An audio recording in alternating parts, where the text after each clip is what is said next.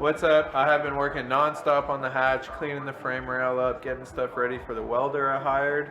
So he came, did his thing, didn't really film anything, just kind of wanted to work on the car and get shit done. So frame's welded up, floor's welded up, cab corner's welded up.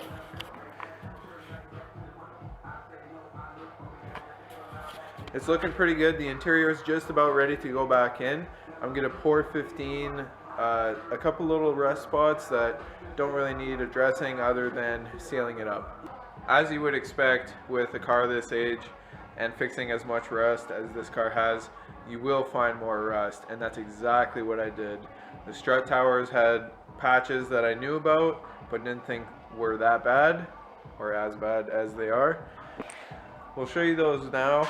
And I still have to seam seal everything, and then I'm going to paint everything. So this is just the rough, right after welding, and I primed everything to seal in all the rust and all the bare metal and stuff like that. And then I bed linered on top of it just to protect it. You won't see it. You're not going to see any of that. There's the one patch.